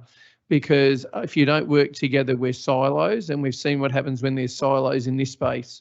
Rosie Batty will talk with you about what happens in that space when people don't talk to other people about it. I've seen this group grow and grow, and all the people in it are absolutely passionate about what they do. They want to know how council, we as council, we have, I think at least there's probably 7 or 8 council staff who attend all these meetings to talk about how council can coordinate more services and more funds towards what we can do to help out all of these different groups.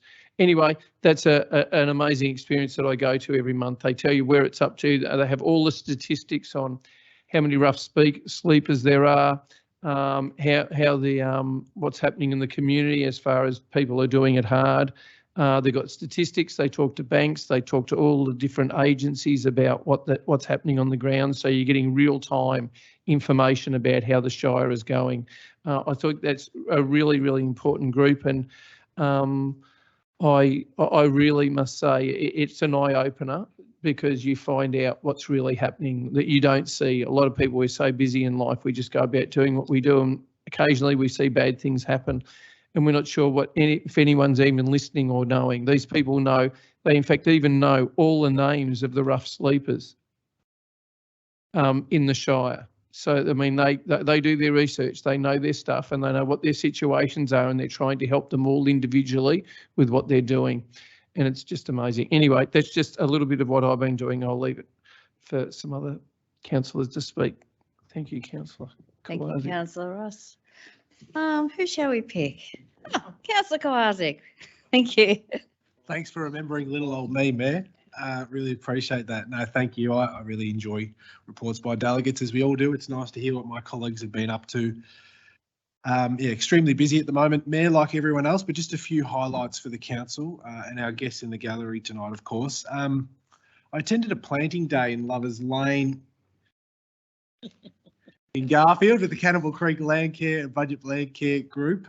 Just trying not to laugh because I know Councillor Moore wished he could be there as well, but he had other duties to take care of. It was really pleasing to be joined by the Minister for Water, Harriet Shing, and the amazing volunteers that they had out there. It was just fantastic. Busloads of people came in to attack this project, and I don't even know, over 1,000 plants were planted by the end of the day. It was just a fantastic effort. Thank you, Pam. Thank you, everyone involved. Sue, for inviting me down.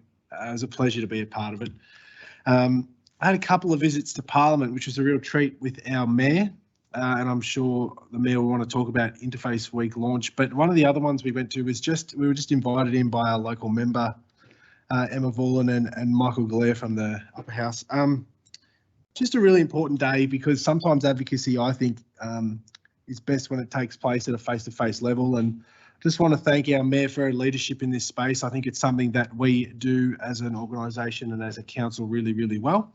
They were highlights for me because obviously I'm a bit of a political nerd. I'd never been into state parliament, so it was also good fun, but we got plenty done. Multicultural Advisory Group, we met this month. We meet bi-monthly. Fantastic group meeting and a number of really fantastic presentations. I'd encourage anyone, if they want to reach out and speak or present to the Multicultural Advisory Group, to get in contact with me or with council. We're always looking for speakers who want to share something with the group or want to ask the group for their advice. So please feel free to reach out to our group. There's a number of really, really strong community leaders in that group who are perhaps looking for some more leadership opportunities as well. So there may be an opportunity there to put for networking and to put you in touch with them. One of my other highlights, we had a Cardinia community networking event organised by Anglicare and Cardinia Communities for Children. They do fantastic work at Parent Zone, predominantly in the Pakenham Hills ward area, but obviously servicing the wider Shire. And it was just a really good event because it put current Cardinia Shire services in touch with other services who are perhaps looking to expand into the Shire, to let them know what we're all about. And so it was well attended by our officers, but it was also well attended by these other not-for-profit community groups. So it's a real pleasure to be invited out there, and I was happy to be a part of that. A personal one here, my wife and I went to a comedy show, and I believe Councillor Davies went as well. It was really great to see Peter Hallier out at the Cardinia Cultural Centre.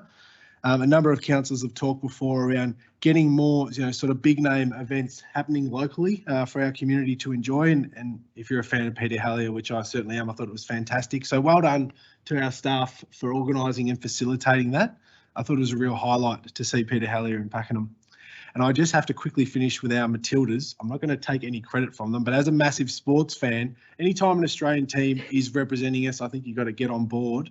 But this was something else. I think it was a bit of a movement. So I just wanted to thank those players. I know many people in our community were inspired by their performances, and I think it'd be remiss of us not to shout them out in our council meeting. Thank you, Mayor. Thank you, Councillor Kowalczyk. I'll go to Councillor Moore, please. Thank you, Mayor. I would like to thank Councillor Kowalczyk for representing me at the planting. I had another event to do at the time, and he volunteered very well. Thank you very much, because it was great to have Cardinia represented there, with the Cunninghams, with Pam and Jared Cunningham, and of course the Cardinia Creek Land Care Group. Fantastic. They're doing a great job down there. Lovers Lane is just a fantastic place. But I did want to tap onto Councillor Ross's about the White Ribbon event that was at the Cardinia Life. I've got to tell you that Align Leisure are a great supporter of the White Ribbon event. But the other part of the event was, of course, all the funding raised there went to Cardinia Foundation, which I think is a great thing we have in our community. But the other thing that went on there was the White Ribbon Art Show. White Ribbon Art Show. They've got a lot of fully art show there, run by our own April Whitelaw, who just quietly sits in the background and does these things. And I just wanted to acknowledge what April does for our community in that art area. So well done. It was nice to attend there, and the Mayor spoke there very well as well. So well done, Mayor. Thank you, Mayor. Thank you, Councillor Moore. Any other councillors? Councillor Owen, please. Thank you, Mayor. I just want to talk about the upcoming bushwalk along Cardinia Creek, Cardinia Shire, in conjunction with the Friends of Cardinia Creek, is conducting this walk in Guy's Hill on the 9th of September between 9:30 and 11:30. Please book your tickets via Eventbrite. It's free. I just want to acknowledge the Friends of Cardinia Creek. We're seeing the retirement of Jeanette Ehrlich, who's the immediate past president of the Friends of Cardinia Creek. Jared Mills has volunteered to help administer the Friends of Cardinia Creek, so he's taking over the administrative role. So there was real concerns that the Friends of Cardinia Creek could fall over because of someone not taking up that lead role. They've got some volunteers, but they just needed someone to help with the admin. So thank you to Jared for taking up that role. I just want to thank Jeanette Ehrlich. She's been a great president. She followed the great work of Judy Smith, also a past president. So I'm really pleased that there's really a positive future for the Friends of Cardinia Creek. So that's going to be a great walk, and that's all part of bioscience. So that's really good. Also, I attended the Cardinia Access and Inclusion meeting last week. It was a really positive meeting. The committee were really pleased with what council is doing in this space. We've got the Expression exhibition next door at the Cardinia Cultural Centre, and we actually had our meeting there, but we toured there, and it was really great. Expression is Cardinia Shire is holding an exhibition featuring art created by people with a disability. The exhibition is an opportunity for artists with a disability to showcase their creative talent and express themselves in their own way. So I want to thank council officers, Tanya Lancaster, Emily Tucker, and also Gabby from the arts team. It was really great. I spent some time there last Wednesday with the committee, but I saw people who came from outside Cardinia. I spoke to them. I spoke to an artist, and along with his disability or NDIS worker, they came from Croydon. So word is coming around, beyond the, come and visit Cardinia about this great exhibition. So I believe numbers are extremely good. The cafe is buzzing. The place is buzzing. So I think that's really, really great. And I just want to acknowledge also from the Access Inclusion Committee, Anne McCormick, who's represented or been on the committee for, I think, for about 20 years since the committee's been going. She's been representing Outlook for that time. And after over 30 years, she's leaving Outlook. So I just want to thank Anne for her efforts on the committee. I do hope she might join as a community member. So that's really great. So thank you, Anne. Just moving on to a couple more things with your indulgence. The Cardinia Foundation, the CEO and I are directors of this foundation, and the foundation is celebrating its 20th anniversary, and we are inviting the community, residents and the business community to come along and celebrate our 20-year anniversary and congratulate our 22-23 grant recipients. On the night, attendees will be able to meet our board, and we've got a number of new directors, also connect with the Cardinia community, learn about the ambitions for the next 20 years and how we can help partner to make Cardinia thrive. So that's on Tuesday, the 5th of September, between 5 p.m. and 6:30. Tickets, it's free, but tickets are via Try booking. So it is exciting, but we do need the community to get behind the foundation's real strong will to renew and really grow. And we do need the community and the business community to really help us really grow the foundation so we can further help our community. And finally, bit of a plug, the Victoria Police is holding a ComSafe event on the 7th of September. This event is an opportunity for community members, organisations to hear from the Victoria Police about local policing priorities, as well as ask questions and raise any local safety concerns. This is a great opportunity for the community. Community safety is definitely a topic that's on the lips of many of our residents. So this is a great opportunity. It is open to all community. You have to register your attendance via Eventbrite, but it's on the 7th of September between 9:30 and 12:30. So the forum will explore topics including current crime trends and crime prevention, young people, family violence, road policing, drugs and drug-related crime. I believe there is high police attending, assistant commissioners, a deputy commissioner, I believe, and also the local police. So this is a great opportunity for the community. I get a lot of complaints from residents about, what the police are doing or crime. This is a great opportunity to really speak to the police and really raise your concern. Obviously, council will be attending, but yeah, that's all. Thank you. Thank you, Councillor Owen. Any other councillors who would like to speak? Is anyone left? I'll just check. No.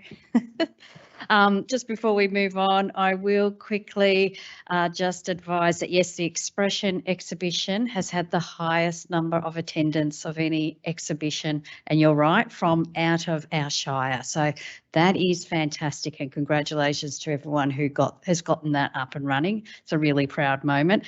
I just wanted to quickly shout out to the Officer Specialist School. I attended one of their drum beat sessions and I got to learn how to play We Will Rock You on the bongo. If I had one, I'd show you how I went, and it was really fun. So thank you so much for having me attend one of your classes. And as Councillor Kowalczyk pointed out, it was Interface Councils Week last week. Cardinia Shire is an interface council, which is an outer suburb council. So part of that was in Parliament. Our theme was outer suburbs, not out of sight. So a lot of our outer suburbs have had a major growth, rapid growth, which is very exciting, but the essential services and infrastructure has not kept up. So we all went into Parliament to make that point and remind them not to forget about us out here in the outer suburbs. We're just as important, and we need that essential service and infrastructure that inner city suburbs have ready access to. So that was what, and I thank Councillor Kowalczyk, the CEO, and Lily Rozek for attending that with me last week. Thank you. Okay, we'll move on to notices of motion. Councillor Ross, you have lodged notice of motion 1080. Can you move your motion, please? Thank you, Mayor. I move notice of motion 1080 that future quarterly performance and growth reports include progress on the implementation of the Gender Equity Action Plan and related gender equity activities undertaken by Cardinia Shire Council. Thank you. Can I please call for a seconder? Councillor Kowalczyk. Thank you. I'll go back to Councillor Ross. Thank you. Thank you, Mayor. Back in, this is a follow-up to a notice of motion that I moved on the 19th of April 2021, over 2 years ago. And that notice of motion at the time was very similar, but it spoke about that council includes in every general council meeting, the beginning in June 2021 general council meeting, an agenda item that covers gender equity and equality. Once legislated gender equity action plan is developed and approved by the relevant commissioner, that this monthly report is replaced by the quarterly report updating progress against the action plan. Now, this is what we've done is with this notice of motion, we will be putting it into the quarterly performance and growth report that will come out, as it says, quarterly. And for anyone who actually reads through this report, what you'll discover is that the council puts in a whole lot of facts. It talks about what we're doing on council. It gives progress reports. It gives facts about it. It has accountability in this space. And if for anyone who cares to go and have a look, if you have a look at some of the stuff that we're doing there, it has the initiative written up. It has the responsible officer, a start date, an end date. It has the status of the program. It talks about the percentage of completion, and it has a performance traffic light telling you whether it's going forward, whether it's stalled, or whether it's stopped at the moment. So if you read through this, this gives you an amazing insight into all the services. It also lets council know and the public know about trends that are changing in factual terms at time. It's got KPIs written in it. It is an amazingly in-depth report. So to have this included about gender equity and equality is really, really important. We are, some people talk about leaders in the community. We take this very seriously in Cardinia Shire, equity and equality. Things have come a long, long way, but it started off a very, very low base. So therefore, we just need to keep the foot on the pedal. We need to not let the gains that have been made go away. It needs to stay in the foresight of what we do. And this council does a lot of things internally as well, including with the councillors around this space. So it needs to be reported. It needs to let the community know what we're doing in this space. And it also makes us accountable to report these things as well and talk about what we can do more in the future. We are leaders in this space. We want to remain leaders in the space. So this will just keep it right up there inside of everyone. So I think that it's the council officers spoke to me about the best way, and the other councillors to have this included. And it takes a major priority once it enters this report, like all the other things that we have reported in this report. So anyway, I hope my fellow councillors support this, and we'll see that come up on a quarterly report and people will find out what we're doing in this space. Thank you, Mayor. Thank you, Councillor Ross. I'll go to the seconder. Councillor Kowalczyk, please. Thank you, Mayor. Thank you, Councillor Ross, for raising this notice of motion. I'm going to support this notice of motion tonight. I think Cardinia Shire does good work in this space already, but I also want to thank our leaders, our Mayor and our CEO.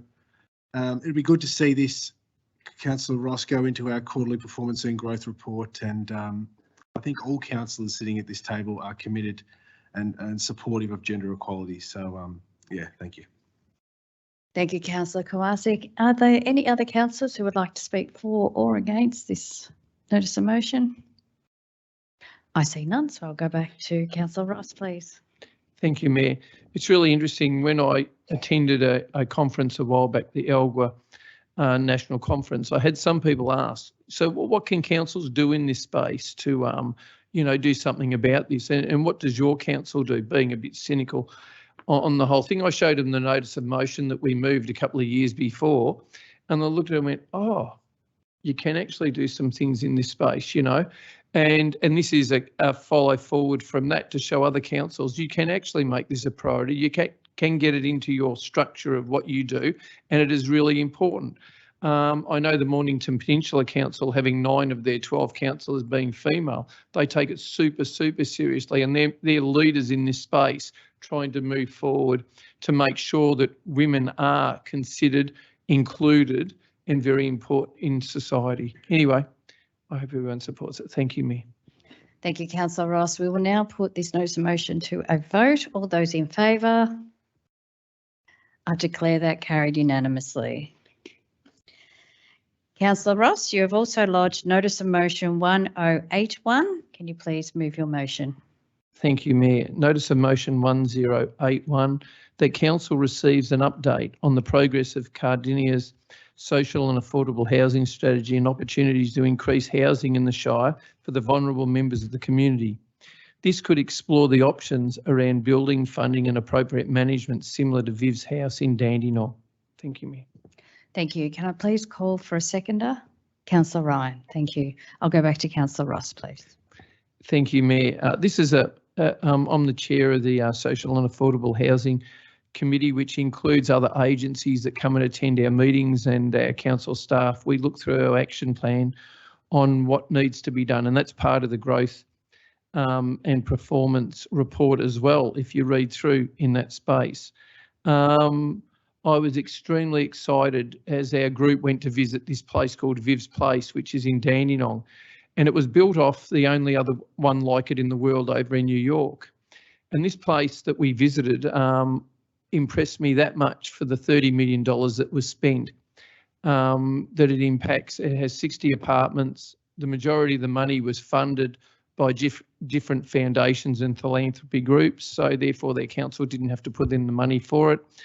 It's got different housing groups like Launch Housing runs the concierge and engagement and wraparound services there, which come to all the residents who live there. And for those who don't know much about this space, Viv's house is based in Dandenong. It provides a unique combination of permanent housing and wraparound services to give a fresh start for up to 60 women and 130 children at risk or escaping violence and homelessness. Out of the 60 apartments that are there, there's many of them that are 4-bedroom, 3-bedroom, 2-bedroom and 1-bedroom. And I think there's at least 9 which are for women over the age of, I think, 60 who are either homeless or they just don't have a capacity to get a place to stay in. One of my goals once I went there is I wanted to bring the councillors and some of our senior management team to come along and have a look at this place. It is absolutely inspiring. It's a sort of, and it's very, very safe for people because everyone who comes in is monitored when they come in. No one's allowed to stay the night without permission. Everyone who's in the system already. And the different groups who gave the money to actually make this possible, because one of the things, councils don't have a whole lot of money to spend on this space. We sometimes have land which we can look at with potential to have some land for spaces like this. You had the initial anchoring donations came from the Australian Nursing and Midwifery Foundation, the Lord Mayor's Charitable Foundation, Shine Foundation, the Gandel Foundation, Ian Potter Foundation and many other generous donors donated the majority of the money for this. This changes lives. I think there's something like 14 different nationalities there. There's some single women that have got, 8 children that they're struggling to provide a roof over their head. They have the walking school bus. The amount of lives that are changed through this is just amazing. These people get a chance to rebuild their life in a safe place. And from the councillors who went, I don't think there was one that was not impressed and said, look, this is an opportunity to have our social and affordable housing strategy look at some of these opportunities. Instead of putting 60 different places out there in the community, you can put one and you can put it in the right place and it can have wraparound services and it can have people on the front desk who monitor people coming in and going. It is an amazing service and as an interface council, we do a really good job in this space trying to develop something on very, very little amount of money other than looking at some opportunities. I'd like to think if this motion goes through, this speeds up the process a little bit for the social and affordable housing committee to put more things in their updates and to change their focus a little bit more, which I know they want to do as new things come online. And so these are some of the opportunities that might come about. I know there's foundations out there who would just love to give money to things that are going to change people's lives, and this definitely does. So anyway, this speeds up the process. I hope my fellow councillors can support this, and we'll just see where this takes us. But it'll move us a step closer to helping those in our community who aren't so well off or have just had situations that come upon them that they had no control over, and they're left high and dry. And ultimately, I look at not only the parents, which are just really struggling, but it's the children who suffer as well, because when the parents struggles, the kids suffer ultimately, and they're the ones who are going to be a next generation that we want to make a difference for. Thank you, Mayor. Thank you, Councillor Ross. We'll go to the seconder, Councillor Ryan, please. Thank you, through you, Mayor. Yeah, I'm on the same committee as Councillor Ross on the Social and Affordable Housing Strategic Group, and we're continually advocating for this type of accommodation because it's really important to our community and our outer communities as well. I had been to Viv House a few times. I unfortunately didn't get to go with the group, but I had been there a couple of other times talking with the staff and getting a really good big picture of the environment. I think it's a safe environment, and I think that's the most important thing to anyone that's so vulnerable in having a really tough time in their life. They really need someone, the staff and people who care and who have empathy for them in reference to that they only want to see the best and the best to achieve, that when someone feels safe in their livable environment, then they're going to achieve more things in their life, and the children will grow from that and learn from that as well. And it's great too, the fact that, you know, women over 60, there's a lot of women that I talk to on continual basis that, you know, are living in their cars, and it's not just in Cardinia Shire, it's in the outer areas as well.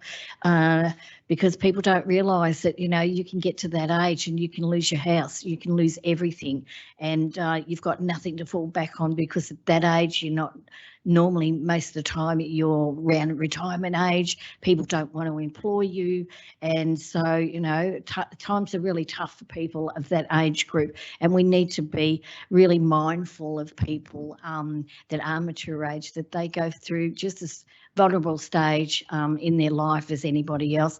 I'd also, if speaking to the staff at Viv's House, is that the potential of having the extension of men and children, because there are a lot of men that can't find accommodation, that are a single parent with their children, and so we need to look at that too, because they're very vulnerable and they don't have the services that they deserve as well. So I think, you know, looking at this environment, anyone who's vulnerable, anyone who's down on their luck and needs support from us within our council, that if we are able to, in the near future, of looking at something that's viable, that is working, and we know it's working, I'm in support of this. So I'll leave it at that. Thank you, Mayor.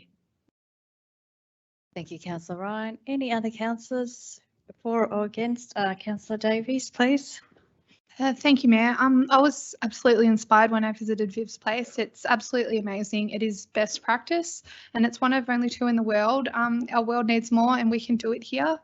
I ask a lot of questions, and 2 insights really stuck. And first I asked, I'm like, well, social housing, crime, people that are vulnerable, is there more of it in sort of when you get so many vulnerable people together? And the insights from staff was really interesting, because they said, well, you know what, if this facility wasn't supported, absolutely, but we have strict rules here. We have, you know, you're not allowed overnight guests. You're here to actually, you can stay here as long as you like, but you're here to live well, to support your family, and also that in-house there's someone who is half social worker, half security, that's on the door 24/7, and support services come in all the time. There's yoga, there's areas. Children start living here when due to DV and relationship breakdowns, they haven't been at school for 18 months. So the stressed out parent in charge can send them on the walking school bus. They have their breakfast club. Like, these are incredible facilities to really support vulnerable people. And the second thing that's really stuck with me is actually said to their CEO/general manager, and I said, so what are the economics? What's the buyback? So just say you invest 10 million. When do you get that return on the investment? And the answer shocked me, because I thought, there would be a return on investment. I mean, there always is, and they're like, we don't even look at it. We need philanthropy. We need donations. The council sold us this land. They sold them. Dandenong, City of Greater Dandenong sold the land at a competitive price to Launch Housing, who built it. And yes, the residents do pay rental contributions, but it's never ever going to pay it back. And I thought it was really interesting, because to solve these challenges, we need to look beyond our capitalist society and go, okay, you know what, it's going to cost us. Maybe we're not going to get our money back, but we're not doing this for the money. We're actually doing it for the wider social benefit. So that's certainly something that's got me thinking. I'm absolutely delighted to support this motion, because if we want to think globally, act locally, we are so lucky to have the opportunity to act locally by being elected on a council. And I'm so grateful to Councillor Ross for saying, you know what, guys, we're getting here, we're getting there, we're going to go look at it, because it's certainly something that has completely inspired me, because I think that we really are the custodians of our younger generations. It certainly slaps you in the face and wakes you up when you become a parent, but also that we need to care for the vulnerable people in our society, whether that's children, whether that's the elderly. It's so I'm absolutely delighted that our council is going to look at and see what we can do to do it the right way and the best way. So thank you very much for raising this. Thank you, Councillor Davies. Any other speakers? I see none, so I'll go back to the mover. Councillor Ross, please. Thank you, Mayor, and thank you, Councillor Davies and Councillor Ryan, for speaking about this. I know other councillors who attended were absolutely impressed with the whole place as well. What this actually does is this brings dignity and respect back to people who probably feel pretty bad about their lives and don't feel like they're achieving much and not doing the best for their children. Once you meet the people and see the people who go here and hear the stories about the feedback from what they're experiencing, the children who haven't attended school for 18 months have started attending school. Different kids can have parties again. They can actually look forward to doing activities in life in a safe place. They get meals every day. They have breakfast clubs every morning. It is an amazing place for people who are down and out to build up their lives again. And their kids won't forget that they will grow in future to grow up as parents knowing that they had an opportunity that rebuilt their lives from where it was. So anyway, I look forward to seeing where this goes. Sometimes we talk about on council legacies that we leave behind. I'd like to think this is one that this council can start the ball rolling, that we can always look back one day and say we started the ball rolling, and we'll just see where it goes. But hopefully something can happen. There's a lot of people out there who want to give a lot of money to good things like this. So we'll just wait and see what happens. Thank you, Mayor. Thank you. So we'll now put this notice of motion to a vote. All of those in favour? I declare that carried unanimously. Thank you. We are now at community question time, and we have received several questions from community members. And the first question is received from Louise Hunter, and I see a note that Louise is in the gallery. I will now refer your question to Deb Tyson, Acting General Manager, Customer, People and Performance, to read and answer. Thank you, Ms. Tyson. Thank you, Mayor. Thank you, Louise. I'll read your question first and then answer. What would it take for councillors and staff to implement a ban or restriction on grey or black roofs and driveways? Please do not respond with, it's a homeowner or developer's right to choose in most cases. At the moment, that is a given and does not answer or address the question. The time is past for acres of grey and black roofs and driveways to continue to appear. Some people are aware of why this needs to cease, others are not. The questions of discussions go back to the question, what would it take for councillors and staff to implement or ban all restrictions on grey or black roofs and driveways? Again, thank you for your question, Ms Hunter. The design and construction of dwellings in residential areas are primarily regulated by planning schemes and by the Australian Building Standards and Victoria Building Regulations. For a council to have any influence on colour of roofs and driveways in built-up residential areas, there would need to be a change in the planning scheme. However, it is noted that most dwellings in a residential area do not require planning permits. Therefore, council could not influence the colour of roofs and driveways. Any changes of this nature are better suited at the state level that can be applied across the state. I would note that energy efficiency standards will increase in Victoria from 1st of March 2024 for new dwellings with the introduction of a minimum 7-star energy rating. Roof colour is considered as part of this 7-star rating assessment. Again, thank you, and your question will be provided in writing and answer. Thank you. Thanks, Deb. We have also received a question from Cheryl Billing-Smith, and I note that Cheryl is in the gallery. I will refer your question to the General Manager, Governance, Facilities and Economy, Deb Tyson, again to read and answer. Thank you. Thank you, Mayor. Thank you for your question, Ms Billing-Smith. I shall read it first and then provide a response. The current proposal for the question to be put to the Australian people at the 2023 referendum on the voice to Parliament is a simple one. The proposed law is to alter the Constitution to recognise the First Peoples of Australia by establishing an Aboriginal and Torres Strait Islander voice. The Statement from the Heart is a magnificent document that outlines on one page their offer to the people of Australia. They wish to have a seat, and they offer their heart to work together, walk together, and to come together. I note that Cardinia Shire acknowledges the need for reconciliation, the need for equality, and the need for a shared vision of consultation with our multicultural community and with our Indigenous brothers and sisters. The question is, what plan does Cardinia Shire Council have to show true leadership in our community by supporting the yes vote? Again, thank you for your question, Ms Billing-Smith.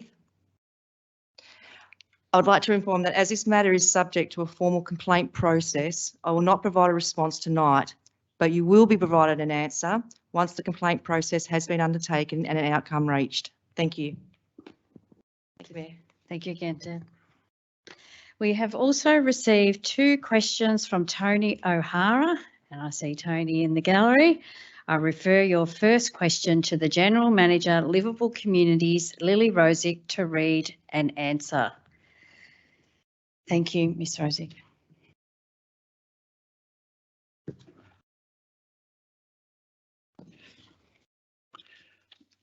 Just a point of clarification, Mayor, is that related to the library services or the other matter? Thank you. Thank you, Mayor. Through you, Mayor. In regards to, thank you first, Mr. Tony O'Hara, for your question. There are 3 questions really that are being asked by Mr. O'Hara. So I'll answer each question. I'll read each question, sorry, and answer them. Would Council consider preparing a report on the future delivery of library services? The response, Miley, my community library, commenced the provision of library services in Cardinia from December 2022 and will provide Council with a library plan and strategic resource plan later this year. Council has allocated resources in 23-24 financial year, so this financial year, to complete planning for the future provision of libraries in the Shire. As this planning progresses, reports and updates will be provided to Council and the community as appropriate. Question 2, when is the proposed library in the Officer CBD precinct expected to be delivered? Response, the Officer Precinct Structure Plan includes provision of land for a range of community services such as library services. Council has been developing a community infrastructure plan to help guide the provision of community infrastructure, such as library services, with a draft of that plan scheduled for community engagement later this calendar year. As mentioned in the earlier response, feasibility planning is also underway for a library facility and is expected to be completed this financial year. A date has not been scheduled for delivery and will be dependent upon the feasibility outcomes and resourcing requirements. And the last question, would Council consider an extension of the mobile library services to cover these areas? If not, would Council consider a bus service from these areas as they develop to take residents' families? Response, Council has 2 libraries in the Shire and a mobile library service. Council has successfully applied for and received external funding from the Victorian Government's Living Libraries Infrastructure Program for the upgrade of the Emerald Library, completed in 2022, and funding for the purchase of a mobile library. The mobile library service receives more than 55,000 visits each year. Council will consider options for the provision of library services, mobile or fixed, when planning for the officer library. Thank you. Thank you. I'll also refer your second question, Mr. O'Hara, to Lily Rosick to read and answer. Thank you. Through you, Mayor. The question that Mr. O'Hara has asked, and thank you once again for your question. As the Costco saga continues, many people are asking if and when and where will we ever get a Costco in Cardinia? And the question is in 2 parts, so I'll read each part and answer them. Could the residents please be provided the current status on the situation? The response is the status of Costco in Cardinia Shire Council is that council officers are in regular contact with Costco to try and find a suitable site within Cardinia Shire Council. The second part of the question, it seems that the state government easily amends DPOs when they need to. Has the council taken action to try to convince the state government to allow this major retail warehouse to be built in the intended area in or near the Cardinia Business Park? The response is initially Costco were looking to locate in the Cardinia Road Employment Precinct Structure Plan area, but state government planning policy does not allow for this use to occur in that precinct due to the site being located in state significant industrial land, which does not support major retail premises. And yes, Council has had numerous discussions with the state government regarding this topic, but they won't budge. Thank you.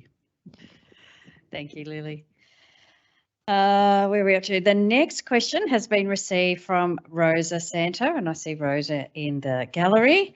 I refer your question to the General Manager, Governance, Facilities and Economy, Deb Tyson, to read and answer. Thanks, Ms. Tyson. Thank you, Mayor. Thank you for your question, Ms. Santo. I shall read it out first. The total expenses of $5,000 spent on the repairs to the Pakenham outdoor pool fence to display the public artwork. What did the repairs work involve? Could this be itemised by what the tasks were carried out on the fence, considering the artwork was created on a piece of mesh shade cloth by the artist? And in response, works to the fence involved straightening and levelling of existing fence posts, supply and installation of 12 galvanised pipe backstays clamped back to the existing pipe fence posts to provide greater support. Thank you, Ms. Santo. Thanks, Deb. Who have we got? The next community question has been received from Mr. Henk Hiremans, and I see that Henk is here in the gallery. Although your question was posed to Councillor Ryan, I will ask the General Manager, Liverpool Communities, Lily Rosick, to read and answer. Thank you. Thank you, Lily.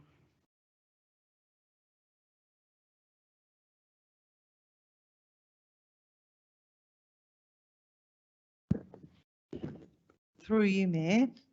A couple of questions have been received from Mr. Henk Hiremans and Kathy Hiremans. Thank you for your questions this evening. questions to a councillor regarding the childcare application of 1 to 3 Savage Street, Pakenham.